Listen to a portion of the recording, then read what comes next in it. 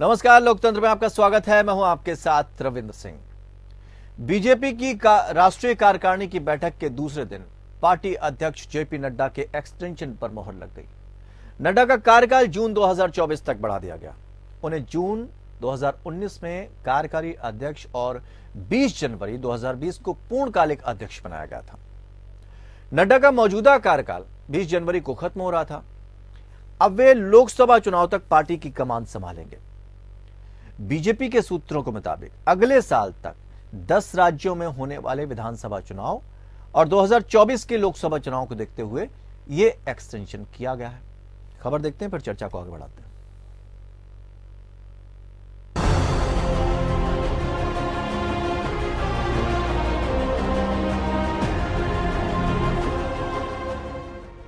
BJP के राष्ट्रीय अध्यक्ष के तौर पर जेपी नड्डा का कार्यकाल 1 साल के लिए बढ़ा दिया गया। मंगलवार को यह फैसला बीजेपी की कार्यकारिणी की बैठक के दौरान लिया गया। नड्डा को एक्सटेंशन देने का ऐलान गृह मंत्री अमित शाह ने किया। शाह ने कहा, नड्डा जी के नेतृत्व में पार्टी ने 120 चुनाव लड़े, जिनमें से 73 में जीत हासिल की।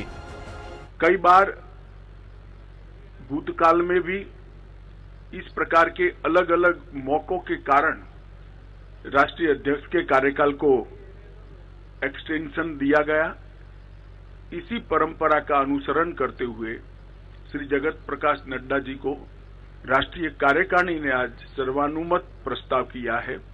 श्री राजनाथ सिंह जी ने इस प्रस्ताव को रखा और सभी भारतीय जनता पार्टी के सदस्यों ने इसको सहर्ष हर्ष ध्वनि के साथ सर्वानुमत से स्वीकार किया है कि जगत प्रकाश नड्डा जी को जून 2024 तक भारतीय जनता पार्टी के अध्यक्ष के रूप में इनके कार्यकाल को बढ़ोतरी की जाए। नड्डा को फिर से अध्यक्ष पद की जिम्मेदारी मिल गई है। लगातार दूसरा कार्यकाल हासिल करने वाले लालकृष्ण आडवाणी और अमित शाह के बाद नड्डा ऐसे तीसरे नेता बन गए हैं। हालांकि राजनाथ सिंह भी 2 बार पार्टी अध्यक्ष बने थे, लेकिन उनका कार्यकाल लगातार नहीं था। बीजेपी के सूत्रों के मुताबिक अगले साल तक 10 राज्यों में होने वाले विधानसभा चुनाव और 2024 के लोकसभा चुनाव को देखते हुए ये एक्सटेंशन किया गया है। नड्डा जून 2019 में पार्टी के कार्यकारी अध्यक्ष बने थे। इसके बाद 20 जनवरी 2020 को पूर्णकालिक अध्यक्ष बनाए गए। उनका चुनाव सर्वसम्मति से हुआ। इससे पहले पूर्व अध्यक्ष अमित शाह को भी 2019 में लोकसभा चुनाव तक विस्तार दिया गया था। तकनीकी तौर पर देखें तो 2022 में बीजेपी संगठन के चुनाव नहीं हो सके हैं, इसलिए भी जेपी नड्डा को ही लोकसभा चुनाव तक पद पर बने रहने को कहा गया है। बीजेपी के संविधान के मुताबिक कम से कम 50% यानी आधे राज्यों में संगठन चुनाव के बाद ही राष्ट्रीय अध्यक्ष का चुनाव किया जा सकता है। इस लिहाज से देश के 29 राज्यों में से 15 राज्यों में संगठन के चुनाव के बाद ही बीजेपी के राष्ट्रीय अध्यक्ष का चुनाव होता है। नड्डा के एक्सटेंशन की अहम वजह 10 विधानसभाओं के चुनाव भी हैं। 2023 में देश के 10 राज्यों में विधानसभा चुनाव होने हैं। इनमें राजस्थान, मध्य प्रदेश, छत्तीसगढ़, कर्नाटक और तेलंगाना जैसे बड़े राज्य शामिल हैं। वहीं पूर्वोत्तर के त्रिपुरा, मेघालय, नागालैंड और मिजोरम में भी इसी साल चुनाव होंगे। जम्मू कश्मीर में भी इसी साल चुनाव के पूरे आसार हैं। माना जा रहा है कि मीटिंग में इन राज्यों के संगठन में कसावट लाने के मकसद से जरूरी फेरबदल को मंजूरी भी दी गई। इसके चलते नए चेहरों को भी मौका मिल सकता है। जम्मू कश्मीर में आर्टिकल 370 हटने के बाद पहली बार विधानसभा चुनाव होने हैं। यहाँ के नतीजों से केंद्र की तरफ से आर्टिकल 370 हटाने के फैसले को सही या गलत साबित करने की राय बनेगी। जम्मू कश्मीर के मौसम को देखते हुए वहाँ विधानसभा चुनाव गर्मी में ही कराए जाने के आसार हैं। 2023 में ही होने वाले ये चुनाव लोकसभा की करीब 21% सीटें कवर करते हैं। साथ ही उत्तर से दक्षिण तक फैले इन राज्यों के फैसले से अगले साल होने वाले लोकसभा चुनाव में जनता के मिजाज की झलक भी मिल सकती है। बीजेपी की राष्ट्रीय कार्यकारिणी की बैठक में सामाजिक आर्थिक प्रस्ताव भी पेश किया गया। केंद्रीय मंत्री धर्मेंद्र प्रधान ने बताया कि इस प्रस्ताव में प्रधानमंत्री नरेंद्र मोदी की तारीफ की गई। प्रस्ताव में कहा गया कि उनकी नीतियों की वजह से भारत दुनिया की 5 बड़ी इकोनॉमी में शामिल हो गया है। Bureau report. तो जेपी नड्डा का कार्यकाल बढ़ा दिया गया है। अब उन्हीं की अगुवाई में आगे के चुनाव लड़े जाएंगे। चर्चा आगे बढ़ाते हैं। 4 खास मेहमान हमारे साथ इस चर्चा में शामिल हैं। वैभव अग्रवाल प्रवक्ता भारतीय जनता पार्टी, रत्नाकर सिंह प्रवक्ता कांग्रेस, संगीता शर्मा प्रवक्ता आम आदमी पार्टी, पीयूष पंत राजनीतिक विश्लेषक के तौर पर अपने अनुभव हमारे साथ बांटने के लिए तैयार हैं सभी लोग। सभी का बहुत बहुत सर स्वागत करते हैं। और पीयूष जी, आज आपसे शुरुआत करना चाहेंगे और थोड़ा सा हम राजनीतिक पटल पर जो नड्डा साहब का कार्यकाल बढ़ाया गया उसको समझना चाहेंगे आपके जरिए। हिमाचल की हार, एमसीडी की हार, फिर भी कार्यकाल बढ़ाया गया। राजनीतिक परिदृश्य में अगर आपके हिसाब से देखा जाए तो क्या वजह है? एक आदमी अगर हारता है तो डिमोशन होता है, यहां प्रमोशन हुआ।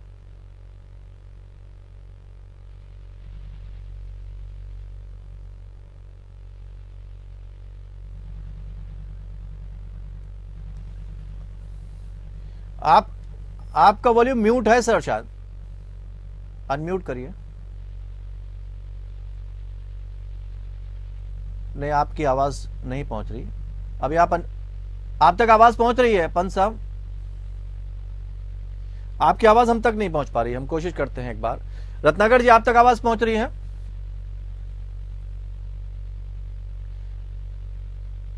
संगीता जी, आप तक? आपकी आवाज हमको नहीं मिल पा रही है। हम कोशिश करते हैं अभी अपने पैनल के लोगों से आपकी आवाज सेट कराते हैं। लेकिन ये जो कार्यकाल बढ़ाया गया है, कई इसके राजनीतिक मायने भी माने जा रहे हैं, क्योंकि लगातार 2014 के बाद से भारतीय जनता पार्टी ने जिस तरह की बात की है कि एक संगठन के तौर पर हम काम करते हैं। अमित शाह की अगुवाई में भी चुनाव लड़े गए। ये भी कहा गया कि ऐसे अध्यक्ष के तौर पर शुमार हो चुके हैं नड्डा साहब जिनका कार्यकाल बढ़ाया गया। राजनाथ सिंह का भी नाम आया, अमित शाह का भी नाम आया। अब ये देखा जा रहा है इन सियासी गलियारों में कि क्या विकल्प हो सकते हैं, वजह क्या है कि अगर आप हिमाचल का चुनाव हार जाते हैं तो कुछ लोगों ने यह भी कहा कि शायद गुजरात का जो चुनाव है उसमें जो अपार सफलता मिली है उसको लेकर, या फिर कुछ और इसके पीछे की वजह हो सकती है। अब चूंकि 10 राज्यों में चुनाव भी होने हैं, वैसे तो 9 की बात कही जा रही है, लेकिन यह भी कहा जा रहा है कि जम्मू कश्मीर में भी चुनाव हो सकते हैं, इसलिए हम उसको 10 काउंट कर लेते हैं। अगर वहां भी चुनाव होते हैं तो फिर अगर अध्यक्ष बदला जाता है तो इसका क्या असर होगा? एक बार फिर से चिंतन करना पड़ेगा। नया जो अध्यक्ष आएगा उसको सारी रणनीति फिर से समझानी पड़ेगी या उसको समझनी पड़ेगी, या फिर नड्डा का विकल्प नहीं है भारतीय जनता पार्टी के सामने कि एक ऐसा चेहरा जो नड्डा की जगह को भर पाए। वो शायद इतनी जल्दबाजी में कोई कदम नहीं उठाना चाहती भारतीय जनता पार्टी, इस वजह से नड्डा का कार्यकाल बढ़ा दिया गया। यह भी कहा जा रहा है कि राजनाथ सिंह ने इस बात के लिए प्रस्ताव रखा था कि, लेकिन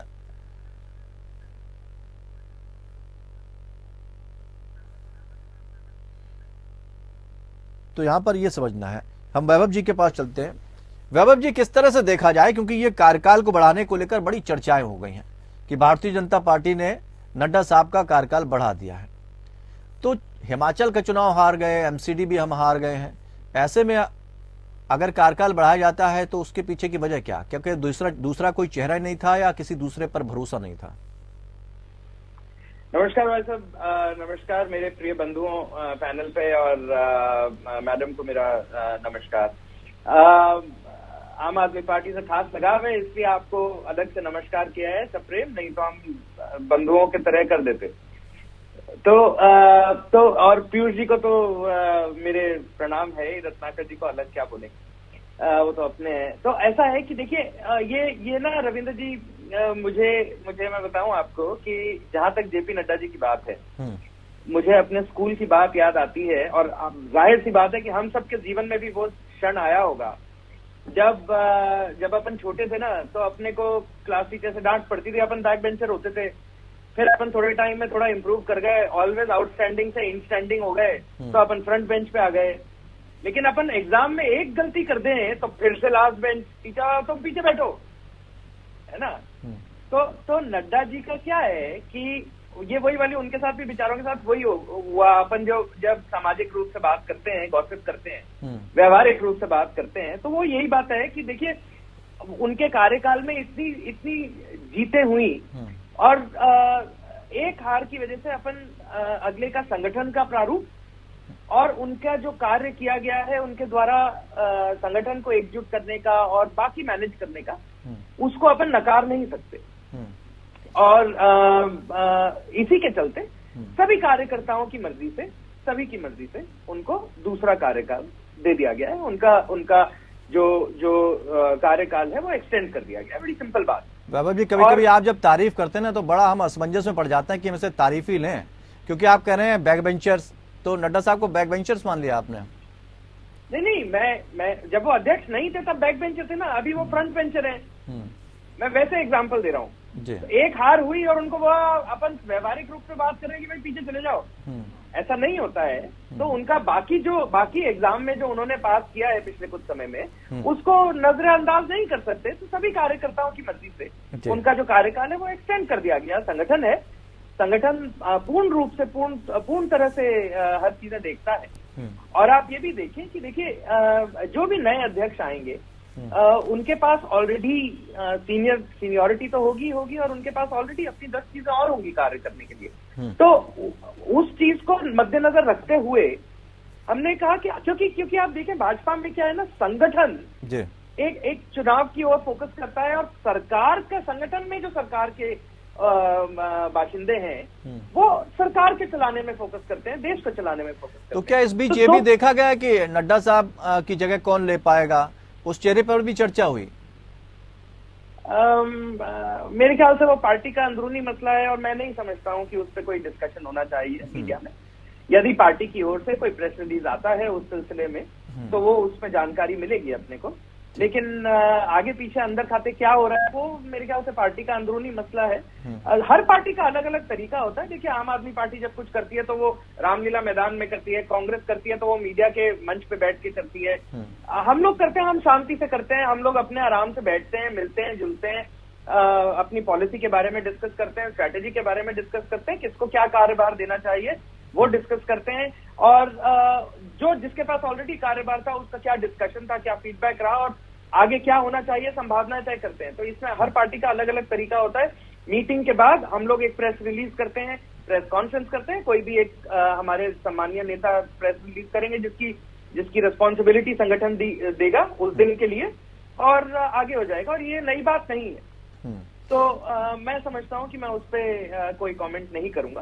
वो वैसे भी मैं बहुत छोटा हूं उस पर कमेंट करने के लिए। वो वैसे भी मेरे अबव माय पे ग्रेड है। तो मैं वो दायरे में रहना चाहता हूं। नहीं, मैंने सोचा कि शायद एक आध चेहरा ऐसा आपको याद हो जिसके लिए। खैर, रत्नाकर जी, आप कैसे देखते हैं इस पूरी प्रक्रिया को? क्योंकि बीजेपी ने बहुत स्पष्ट किया है, वैभव जी भी ये साफ कह रहे हैं कि हमारे यहाँ ऐसा नहीं होता कि किसी बात का विरोध हो। बहुत शालीनता से, सज्जनता से, शांतिपूर्वक सारी चीजें होती हैं और अध्यक्ष चुन लिया जाता है। उसके बाद सारे लोगों को उसके पीछे काम करना होता है। मुझे पूछा कि फेल हो गए वो एक परीक्षा में, तो आगे क्या है उनका रिस्पांस, कैसे करेंगे, आप उनको किस तरह से लेंगे? तो इन्होंने कहा कि किसी एक सब्जेक्ट में फेल होने पे कोई या एक बार फेल होने पे कोई बैंक बेंचर्स नहीं होता है। तो मैं इनको बताना चाहता हूँ वैभव भाई को कि वैभव भाई देखिए, जेपी नड्डा जी है ना, मुख्य परीक्षा में ही फेल हो गए। मुख्य सब्जेक्ट जो होता है, गणित का सब्जेक्ट अगर मुख्य सब्जेक्ट है तो उसी में फेल हो गए। अपने गृह राज्य में जो व्यक्ति हार जाता है और अनुराग ठाकुर जैसे नेता हिमाचल से आते हैं, जेपी नड्डा जी जैसे लोग हिमाचल से आते हैं, तो अपने ही गृह राज्य में हार गए। तो ये इससे बड़ा फेल्योर क्या हो सकता है कि आप अपने राज्य को नहीं संभाल पाते हैं और कहते हैं कि कोई एक चुनाव हारने से कुछ नहीं होता है और उनको दोबारा मौका दिया जाता है। ठीक है, बढ़िया है, बहुत बढ़िया है, आप मौका दीजिए, लोगों को देना भी चाहिए। लेकिन मैं ये पूछना चाहता हूँ कि आपके यहाँ अध्यक्ष का चुनाव जो हुआ था या जो एक्सटेंशन हुआ था, ये क्या इलेक्शन के माध्यम से हुआ है या सिलेक्शन के माध्यम से हुआ है? और ये सिलेक्शन जो हुआ है वो महज एक औपचारिकता मात्र रह गई?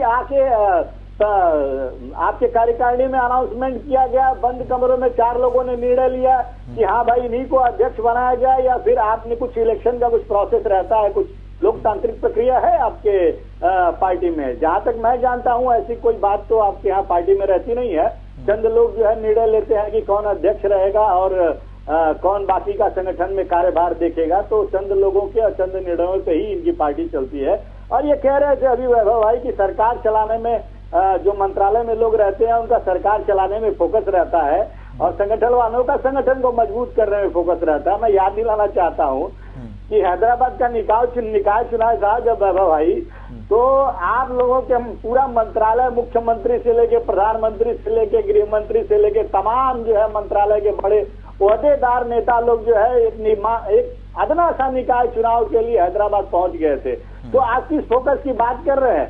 मुझे तो लगता है आपकी पार्टी 24/365 डेज जो है ना, 24/7 365 डेज सिर्फ चुनाव जीतने के ही प्रोसेस में लगी रहती है और उसी में फोकस रहता है। तो आपका ये कहना कि सेग्रीगेट करना कि भाई मंत्रालय अपना मंत्रालय, ये तो ऐसा सवाल हो गया ना रत्नाकर जी, ये तो ऐसा सवाल हो गया कि अगर कोई टीम है, चाहे हॉकी की हो, चाहे क्रिकेट की हो, चाहे फुटबॉल हो, और वो फुटबॉल के लिए या जीतने के लिए, मैच जीतने के लिए प्रयास ना करे, नहीं प्रयास भाई तो राजनीतिक दल है वो तो प्रयास करेगा ही ना। नहीं, अभी इन्होंने खुद कहा ना कि मंत्रालय के लोग सरकारी कामों में देख रेख करते हैं, संगठन के लोग हैं वो चुनाव प्रक्रिया में देख रेख करते हैं। तो मैं ये पूछना चाहता हूँ, अगर आपके मंत्रालय के लोग अगर सरकारी कामों में देख रेख में फोकस रहते हैं तो देश में इतनी महंगाई क्यों बढ़ जाती है भाई? इतनी बेरोजगारी क्यों बढ़ जाती है? आप इस तरह की नीतियां लाते हैं जिससे रातों रात एमएसएमई सब बंद पड़ जाते हैं, लोगों को 1500 किलोमीटर जो है पैदल चलना पड़ता है। इस तरह की नीतियां आप क्यों लग जाते हैं भाई साहब? ये सोचने वाली बात है ना। अगर मंत्रालय में बैठे लोग कोई अगर जवाब दे रहे हैं, जवाब दे रहे हैं करते हैं तो वैभव जी जवाब दे रहे हैं, पूरी तरह से गहन चर्चा और विमर्श करने के बाद इसको लागू करना चाहिए, अनायास ही लागू कर देते हैं। जवाब ले लेते हैं रत्नाकर जी। हाँ, रत्नाकर भाई ने बिल्कुल अपने, अगर मैं उनके नजरिए से देखूं तो शायद मैं भी यही प्रश्न उठाऊंगा और प्रश्न चिन्ह लगाऊंगा, मैंने जो स्टेटमेंट दी उस पे। लेकिन मैं एक बात बताता हूं, वो उनका नजरिया है और उनका कार्य करने का तरीका है। कांग्रेस में क्या होता है, सत्ता कॉन्सेंट्रेटेड है। देखिए अपन भाजपा कांग्रेस नहीं करते 2 मिनट के लिए, अपन पीयूष जी के हैसियत से बात करते हैं, अपन सब साथ बैठ के मंच पे बैठ के एक एनालिसिस की बात करते हैं, पत्रकारिता के हिसाब से दूर से देखते हैं। तो आप देखें कि क्या होता है, कांग्रेस पार्टी में सत्ता जो है एक केंद्र बिंदु पे स्थापित है, उसमें अध्यक्ष भी वही होता है, चेयरपर्सन भी वही होता है, एक परिवार की बात कर रहा हूं मैं, है ना, और मंत्री भी वही होता है, संतरी भी वही होता है। और उसके संतरी बेस्ट पार्ट तो ये है कि उसके अंदर कांग्रेस में जो मंत्री होता है उसका जो संतरी होता है वो उपाध्यक्ष होता है, ठीक है। तो केंद्र बिंदु पे सत्ता स्थापित है और उसी तरह आप लोग सरकार चलाने का तरीका है, मतलब कांग्रेस का सरकार चलाने का तरीका है। अब इसी चीज को एनालिसिस करें आम आदमी पार्टी पे, तो आम आदमी पार्टी विस्तार करके देखिए रत्नाकर भाई, मतलब आप पंत जी के कंधे पे बंदूक रख के चला रहे हैं, उत्तरायण पे जान निछावर है। लेकिन 1 मिनट बोलने तो देना मेरे को, थोड़ा सा तो प्रेम दिखाने दे मेरे को। नहीं, आपका प्रेम कभी कभी बहुत ज्यादा हो जाता है, आप पंत जी के कंधे पे बंदूक रख के चला रहे हैं। नहीं भाई साहब बड़े हैं, कोई बात नहीं। तो क्या है, तो क्षमा बरन को चाहिए, छोटन का उत्पाद भाई साहब, है ना। तो अब आम आदमी पार्टी का देखें तो आम आदमी पार्टी में सभी चीफ मिनिस्टर है, लेकिन बॉस एक है। तो क्या है, घर का मुखिया एक है अरविंद केजरीवाल, बाकी सारे चौड़े हैं, ठीक है। अब भाजपा में आ जाए, भाजपा में क्या होता है, अगर अपन दूर से देखें तो पता चलेगा कि भाजपा में, ऊपर से देखें तो पता चलेगा कि भाजपा में सभी नेता हैं और सबकी रिस्पॉन्सिबिलिटी यानी कार्यभार संभाला हुआ है अलग अलग तरीकों से, चाहे वो संगठन में हो चाहे वो सरकार में हो।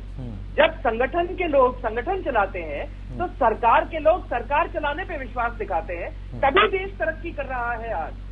और मैं देखो, मैं 1 मिनट, अब उस पर आप कमेंट मत करना, वो डिबेट इधर से उधर चली जाएगी। नहीं हम ले नहीं जा रहे हैं, आप जबरदस्ती कमेंट करवा रहे हैं, है ना। हाँ, तो तरक्की का अपन डिस्कस करेंगे, लेकिन सड़कें बन रही हैं, बिजली पानी आ रहा है, पेशाब घर बन रहे हैं, बहुत बड़ी बात है। देखो पेशाब घर भारत में बहुत बड़ी बात है ना।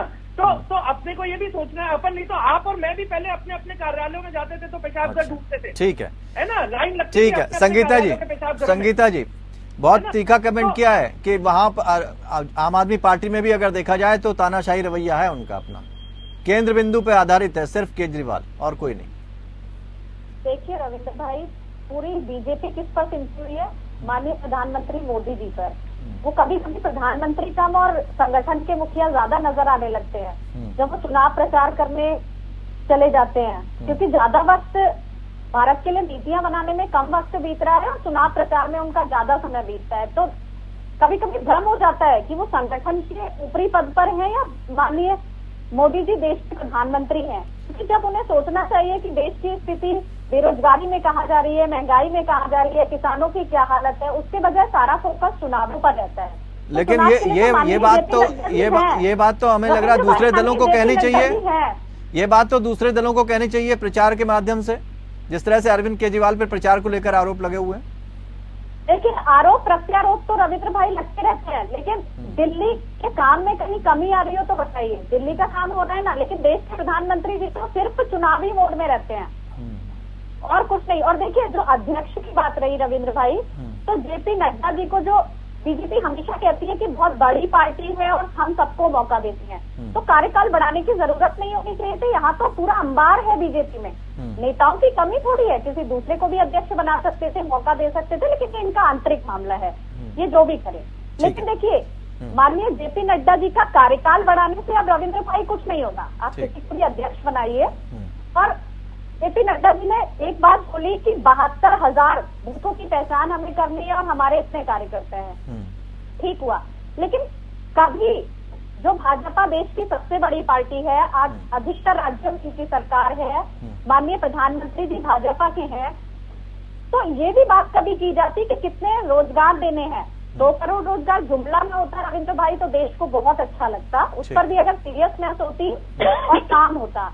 जो महंगाई की बात करके आए थे, अभी तो बात वो संगठन की कर रहे हैं ना, अभी तो विकास की बात ही नहीं है, संगठन मजबूती की ही बात। अभी तो वो संगठन मजबूती की बात कर रहे हैं कि हमारे यहाँ काम जो है वो ठीक तरीके से होता है, ऊपर से अगर कोई आदेश होता है तो नीचे तक जो छोटे से छोटा कार्यकर्ता है वो भी काम करता है, हालांकि वो कार्यकर्ता को छोटा नहीं मानते। पीयूष पंत जी, आपसे समझना चाहेंगे, आप किस परिदृश्य में रखकर इसको देख रहे हैं एक राजनीतिक विशेषज्ञ के तौर पर?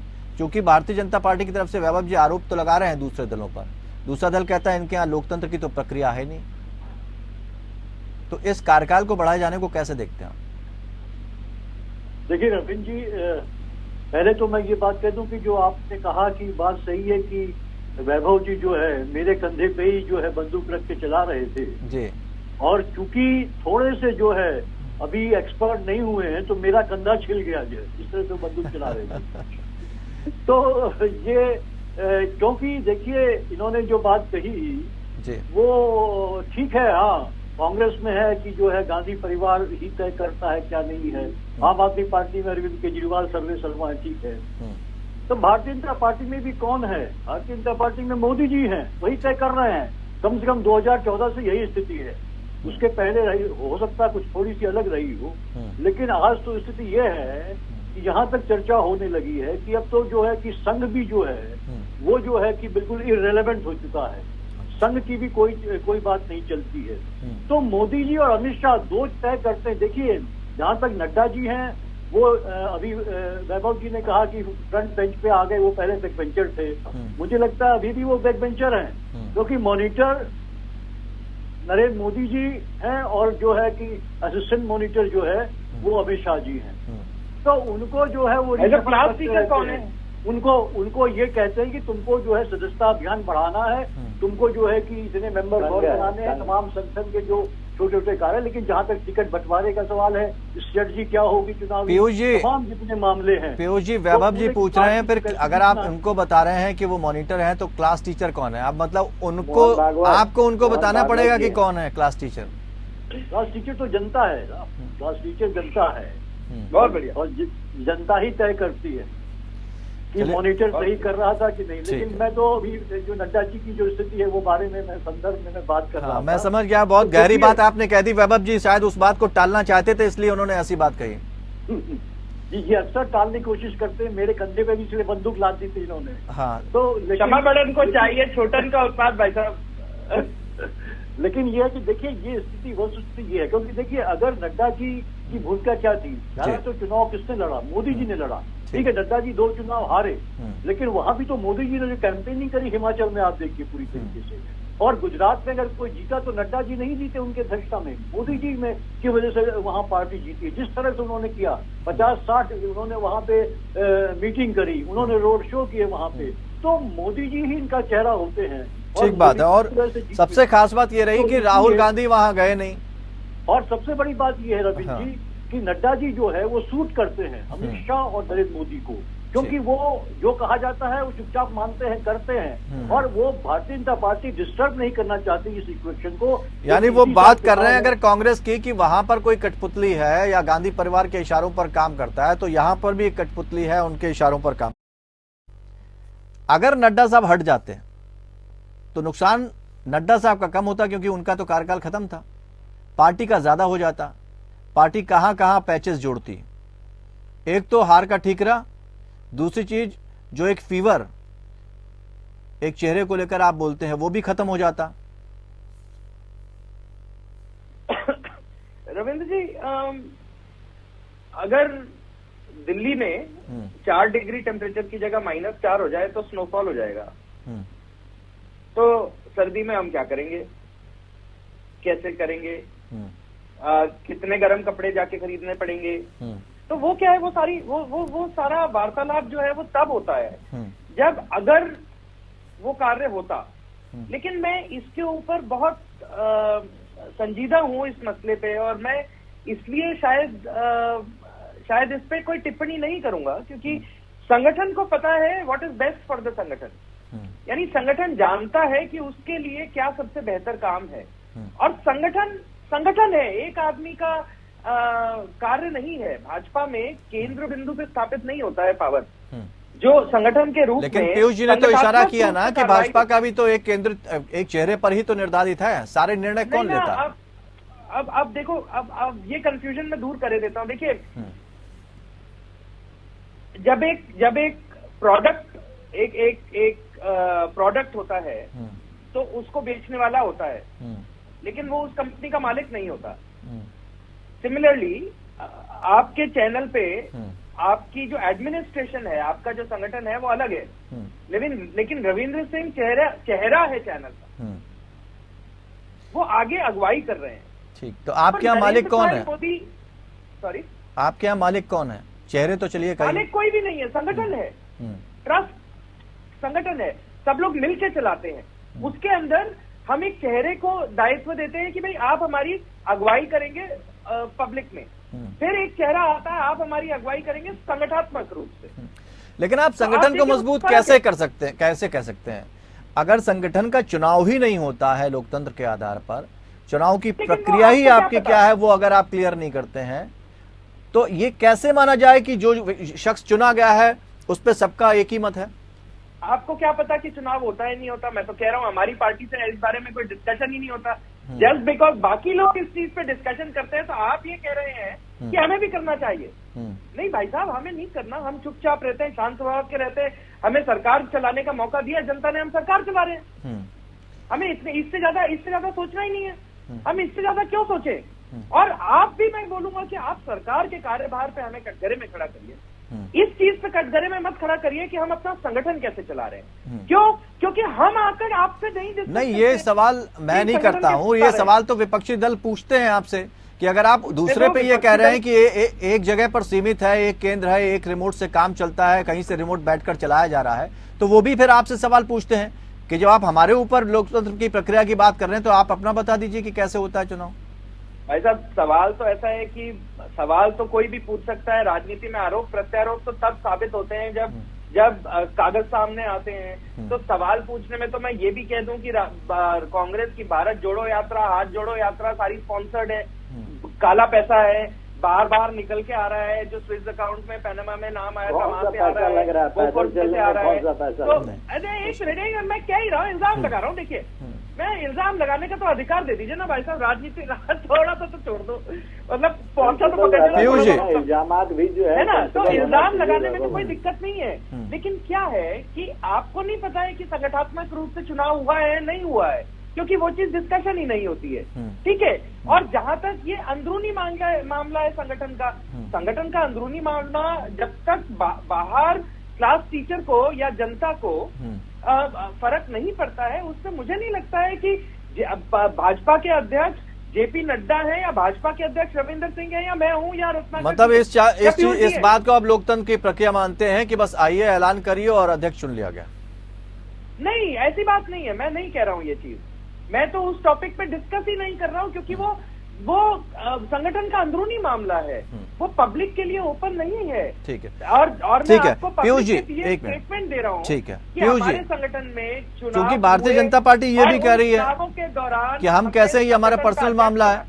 ऐसे में क्या अगर हम तीनों दलों, जो यहाँ पर तीनों दलों के प्रवक्ता बैठे हैं, अगर हम तीनों दलों को देखें तो लोकतंत्र की प्रक्रिया आपको किसमें नजर आती है? देखिए रविंद्र जी, अभी फिर जो है कि आप क्या नाम वैभव जी जो है कि वो इधर उधर रास्ता अपना दूसरा घुमा रहे थे।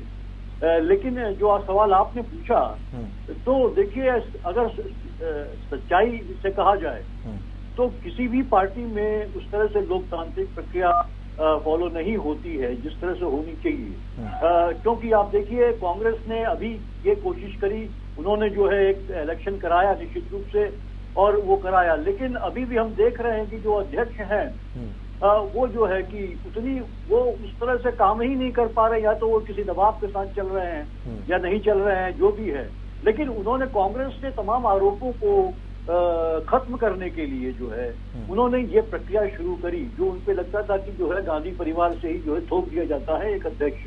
हालांकि तब भी जो है कांग्रेस ने एक पूरी प्रक्रिया है और होती थी, लेकिन वहां पे एक परिवार का ही जो कैंडिडेट था उसी को चुना जाता था, भले ही वो एक लोकतांत्रिक, लेकिन एक कांग्रेस में डिक्लेयर लोकतांत्रिक प्रक्रिया है।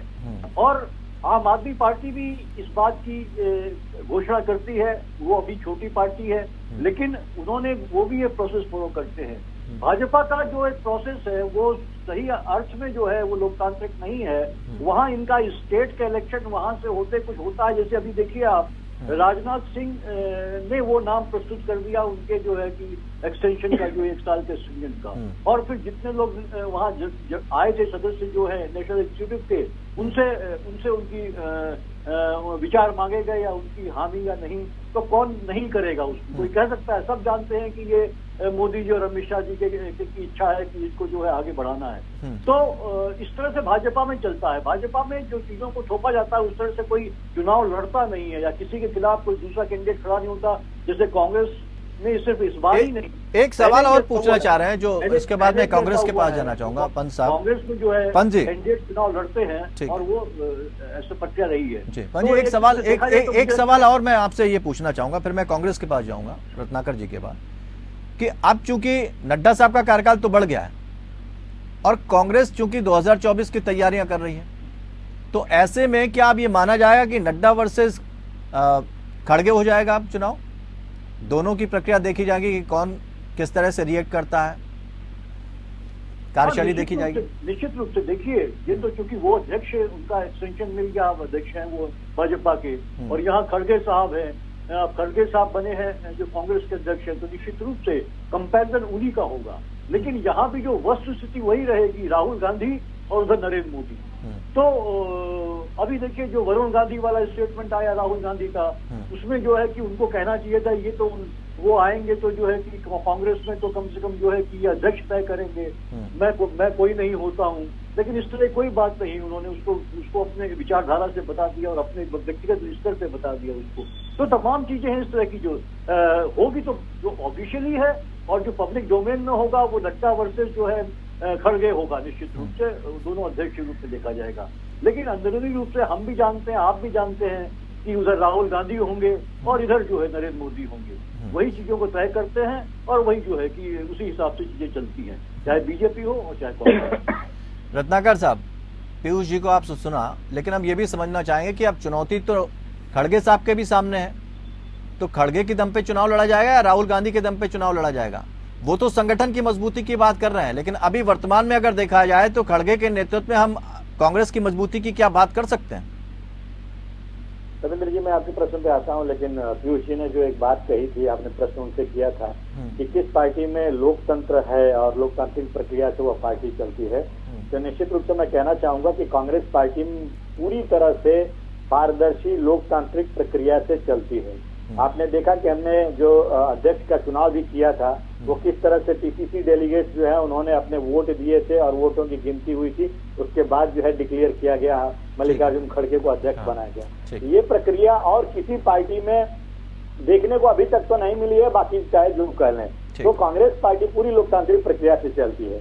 और दूसरी बात ये है कि जहां तक अभी पीयूष जी कह रहे थे कि राहुल गांधी स्वयं स्टेटमेंट दिए वरुण गांधी के मामले में, तो मैं बताना चाहता हूं कि देखिए राहुल गांधी जी ने जो भारत जोड़ो यात्रा चल रहा है उसी में हर प्रदेश में एक यात्रा के बाद उनका प्रेस कॉन्फ्रेंस होता है। बहुत सारे नहीं, हमारा सवाल सिर्फ एक जो आंकड़ा होता है ना, जैसे कि भारतीय जनता पार्टी गिरा रही है कि 120 चुनाव लड़े जिनमें से 73 में जीत हासिल हुई, नड्डा साहब को भी तो ये बताना पड़ेगा कि उन्होंने क्या क्या काम किए हैं, और क्या आपको इतना भरोसा है कि नड्डा साहब इस तरह के काम कर पाएंगे और टक्कर दे पाएंगे?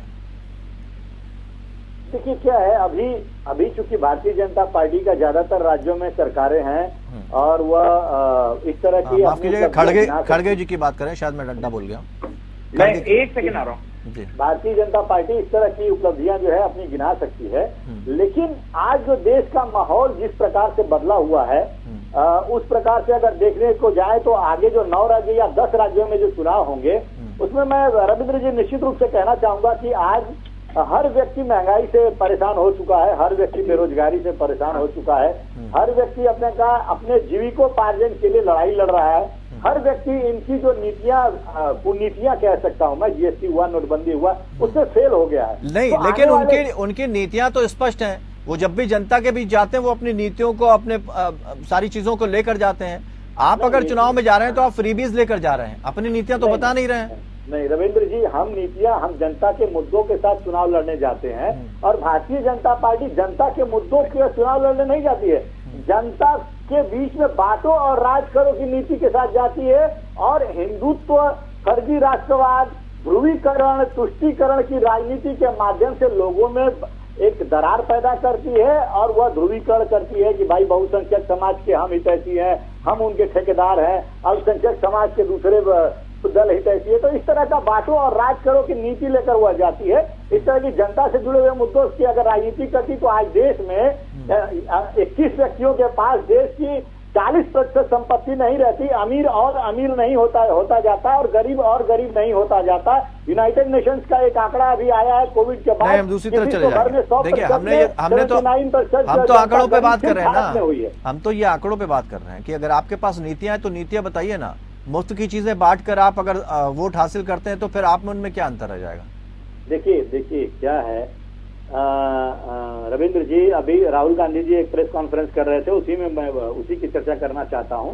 उन्होंने कहा है कि हम जो है चुनाव तो एक, चूंकि लोकतांत्रिक पार्टी है तो हम चुनाव लड़ेंगे, तो हमारा लेकिन प्राइम फोकस चुनाव लड़ना नहीं है। हमारा प्राइम फोकस है कि हम जिन राज्यों में अपनी सरकारें बनाते हैं उन राज्यों में जनता से जुड़े हुए जो भी मुद्दे हैं, जनता को सम्मान देने की बात करते हैं, किसानों को सम्मान देने की बात करते हैं, सरकारी कर्मचारियों को न्याय देने की बात करते हैं, तो वो चीजों पे हम ज्यादा फोकस है और वही हमारी नीतियां हैं। हम जनता से जुड़े हुए जो भी मुद्दे हैं, अभी आप देखिए ओपीएस जो है हमने लागू कर दिया हिमाचल प्रदेश में, हम 500 रुपए का सिलेंडर भी देने वाले हैं, हम 1500 महिलाओं को भी देने वाले हैं। अभी प्रियंका जी कर्नाटका गई थी, उन्होंने तो वहां पे एक नारा दिया है, नाम माइची। अब उसको किस तरह से उस भाषा में बोलते हैं उसका उच्चारण मैं सही तरीके से नहीं कर पाऊंगा, लेकिन उन्होंने क्या, उसका मतलब यह है कि आई एम द लीडर। महिलाओं को उन्होंने कहा है कि आपको चुनाव के बाद जो है आपको सशक्त बनाने के लिए आप दूसरे पर निर्भर नहीं रहे,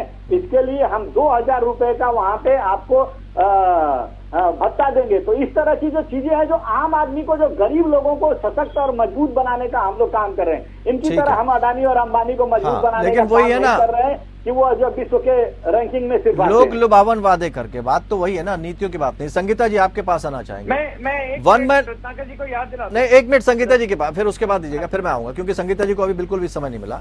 संगीता जी, 1 मैन आर्मी के तौर पर अरविंद केजरीवाल काम करते हैं, जहां होते चेहरा उन्हीं का आगे होता है। क्या वहां पर भी कोई ऐसी अध्यक्ष की प्रक्रिया होगी या सिर्फ सारे सर्वे सर्वा अरविंद केजरीवाल भी रहेंगे? अब तो आप राष्ट्रीय पार्टी के तौर पर आगे बढ़ रहे हैं। देखिए रविंद्र भाई, आम आदमी पार्टी देखिए जब स्टार्ट हुई तो माननीय अरविंद केजरीवाल जी चेहरा थे, वहीं से हमारी पार्टी की शुरुआत हुई। तो माननीय अरविंद केजरीवाल जी हमेशा आम आदमी पार्टी का चेहरा तो रहेंगे, लेकिन अब देखिए ऐसा नहीं है कि आम आदमी पार्टी, संगीता जी जब बनी, सिसोदिया जी हो गए, हम संगीता जी आम आदमी पार्टी जब बनी तो कई चेहरे थे और बड़े चेहरे, वो तो आज दरकिनार कर दिए गए। देखिए आम आदमी पार्टी बनी, कौन उसकी नीतियों के साथ खड़ा रह पाया, वो आज तक भी खड़ा है रविंद्र भाई। ऐसा नहीं है कि सारे लोग चले गए, मतलब मैं भी यहाँ बैठी हुई नहीं होती, मैं भी शुरू से आम आदमी पार्टी का हिस्सा रही हूँ जब आंदोलन से। तो देखिए आम आदमी पार्टी की नीतियों के साथ जो खड़े थे, आज भी वो लोग साथ खड़े हुए हैं, और जिन्हें जाना था वो चले गए। अन्ना हजारे का साथ मिल रहा है आपको? वजह से खत्म हो गई। अन्ना हजारे का आशीर्वाद नहीं मिल रहा है? देखिए ऐसा नहीं है कि आशीर्वाद नहीं मिल रहा है। अब अन्ना हजारे जी की मैं बिल्कुल भी बात नहीं करूंगी, बड़े हैं, मैं उनके लिए कुछ भी नहीं बोलना चाहूंगी। वो उनकी स्वेच्छा वो अब क्या कर रहे हैं या बीच में उन्होंने क्या किया। वो एक आंदोलन शुरू हुआ था, वो तो चाहते नहीं थे कि पार्टी बने, लेकिन जब हमें कीचड़ को साफ करना है तो कीचड़ में आके कीचड़ को साफ करना पड़ेगा, इसलिए आम आदमी पार्टी बनी। और आज जिस तरह से आम आदमी पार्टी का, रविंद्र भाई आप देखेंगे ग्राफ बढ़ रहा है, चाहे हम गुजरात चुनाव देखें, एमसीडी चुनाव देखें या जिस भी राज्य में हम चुनाव लड़ रहे हैं, तो आम आदमी पार्टी भविष्य की पार्टी और भविष्य की राजनीति को तय कर रही है। लेकिन ये हम माने ना कि दलों का वो दौर शुरू हो चुका है, वर्तमान में दलों का वो दौर शुरू हो चुका है जो सेंट्रलाइज हो गया एक चेहरे तक। लेकिन रविंद्र भाई ऐसा नहीं है कि सेंट्रलाइज, आपने बिल्कुल सही कहा कि सेंट्रलाइजेशन है। माननीय मोदी जी के चेहरे पे भाजपा सारे चुनाव लड़ती है, जब हारती है तो ठिकरा चाहे वो जेपी नड्डा जी पे भी फूट जाए वो एक अलग बात है, लेकिन जीत का तो शहरा हमेशा माननीय मोदी जी के चेहरे पर ही बंधता है, चाहे फिर वो नगर निगम नगर पालिका का छोटा चुनाव हो या फिर बड़ा चुनाव हो। और कांग्रेस में अध्यक्ष चुनने की प्रक्रिया है आपके यहाँ? क्योंकि जब हम लोकतंत्र की बात करते हैं, कांग्रेस की बात करते हैं, बीजेपी की बात करते हैं, तो आपके यहाँ क्या है अध्यक्ष चुने जाने की प्रक्रिया? देखिए, आम आदमी पार्टी भी अध्यक्ष चुनती है, जो उनकी, ऐसा नहीं है कि आम आदमी पार्टी में लोकतांत्रिक प्रक्रिया नहीं है। हम तो सारी कुछ जनता से पूछकर ही करते हैं। हम तो जब लिस्ट भी निकालते हैं तो हम जनता के बीच जाकर कहते हैं, बहुत सारे नामों को ले जाकर कि भाई चुनाव किसे लड़ाना है। तो आम आदमी पार्टी तो बिल्कुल लोकतांत्रिक प्रक्रिया के साथ ही सारी चीजें करती है। नहीं, अब तो सवाल ये उठने लगे कि पंजाब की जो डोर है, पंजाब की जो डोर है वो भी दिल्ली में ही है, हाथों में।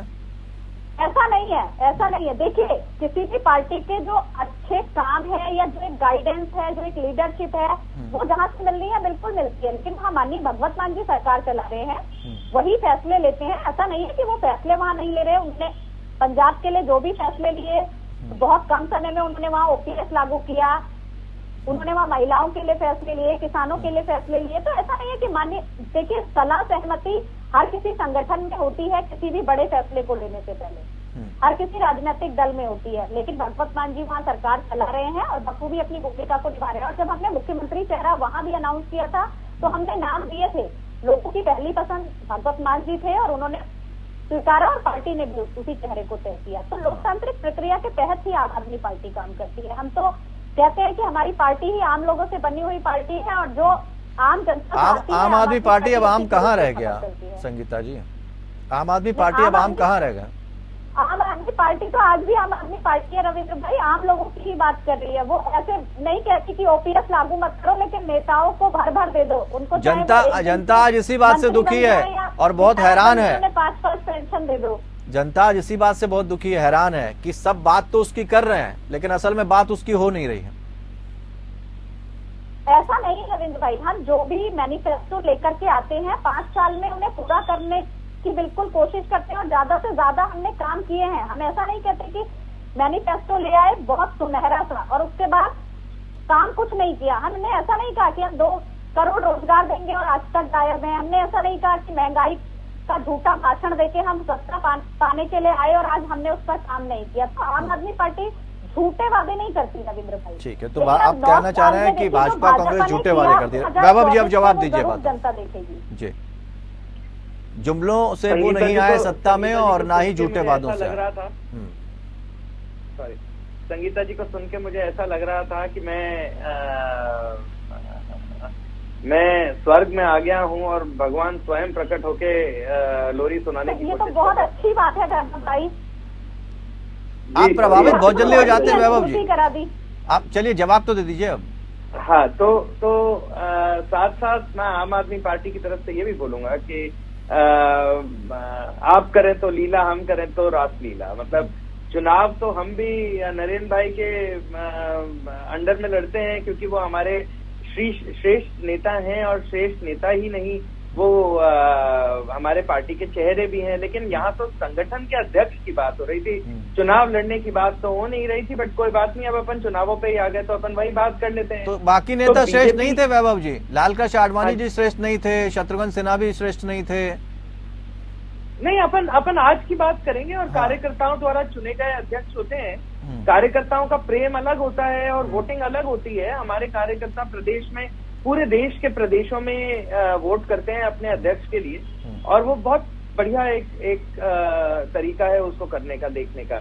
अब जहां तक राजनीति की बात है, तो हमारी नेशनल वर्किंग कमेटी की मीटिंग में एक एजेंडा तय हुआ। उस एजेंडा के तहत हमने मिशन 24 किया। मिशन 24 के तहत हमने 9 राज्यों की स्ट्रेटेजी करी। जो ओपन मुद्दे थे, जैसे G20 की पूरे 200 इवेंट जो प्लान कर रहे हैं, उसके बारे में डिस्कशन हुआ। अध्यक्ष तो वैभव जी, सवाल ये है ना कि प्लानिंग बहुत होती है, उसके बाद भी ना महंगाई रुक रही, ठीक है, पैसा गवर्नमेंट पे बहुत आ रहा है, विकास की बातें करी, लेकिन विकास एक तबके तक सीमित है। अमीर अमीर हो रहा है, गरीब गरीब की बात हो रही है, भुखमरी इंडेक्स पर भी बात नहीं हो रही है। तो वही है ना, प्लानिंग इतनी होने के बावजूद भी हम बैकफुट पर क्यों जा रहे हैं। खैर, ये तो आपकी बात है पीयूष जी। हम सिर्फ ये समझना चाहेंगे, चूंकि सेंट्रलाइज के तौर पर हम देख रहे हैं, एक चेहरे तक सीमित हो गया है चुनाव, और हम किसी भी दल को चाहे देख लें, ऐसी बातें भी हो रही हैं, शायद आप भी ये बेहतर समझ लें। लेकिन हम ये समझना चाहेंगे, हम लोकतंत्र की मजबूती की तो बात कर रहे हैं, 1 मिनट लेकिन असल में लोकतंत्र मजबूत हो रहा है या कमजोर हो रहा है? इस तरह की चीजों सबसे बड़ा चिंता की बात यही है कि लोकतंत्र का नाम लिया जा रहा है, लोकतंत्र की बात की जाती है, लेकिन जो है कि प्रैक्टिकल जो धरातल है, उसमें सारी पार्टियों को आप देख लीजिए, वहां पे जो है कि पूरे के पूरे जो स्ट्रीक है, वो स्ट्रीक यही दिखाई देती है कि वो एक व्यक्ति विशेष की जो है, वही उसकी ही जो इच्छा जो है चलती है, वही जो, जैसे आपने कहा भी कि वन मैन सेंट्रिक होती जा रही सारी पार्टियां, और ये फैक्ट है, चाहे आम आदमी पार्टी हो, भाजपा हो, कांग्रेस हो। यानी हम कहीं ना कहीं समाजवाद की जगह पूंजीवाद की तरफ बढ़ रहे हैं। समाजवादी पार्टी हो, बीएसपी नहीं पार्टी हो। पंत जी, बहुत शॉर्ट में, क्या हम समाजवाद की बजाय आप पूंजीवाद की तरफ बढ़ रहे हैं?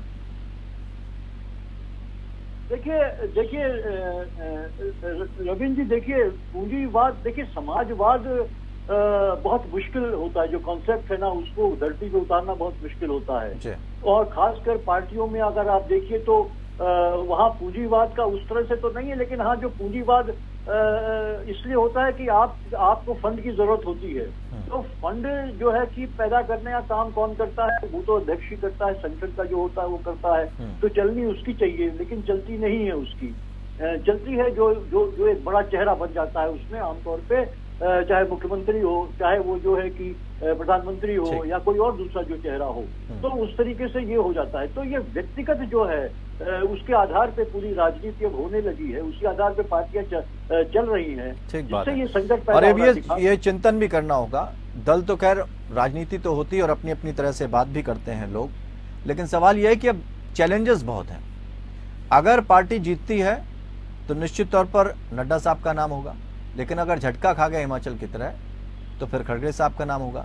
इस बीच में अरविंद केजरीवाल की पार्टी लगातार अपनी पैठ बनाने की कोशिश कर रही है। बहुत बहुत शुक्रिया आप सभी मेहमानों का हमारे साथ इस चर्चा में शामिल होने के लिए। लेकिन अभी थोड़ा सा वक्त बाकी है, जब ये तय हो जाएगा कि ये जो 10 राज्यों में चुनाव होने हैं, उसमें अगर तस्वीर साफ हो जाएगी कि 2024 का जो ऊंट है वो किस करवट बैठेगा, तब तक सभी दलों की परीक्षा है, और खासकर अध्यक्षों की। और अब जो लड़ाई शुरू होगी वो ये देखना होगा कि कौन प्रखर नजर आता है, खड़गे, जेपी नड्डा या फिर केजरीवाल साहब। फिलहाल इतना ही, नमस्कार।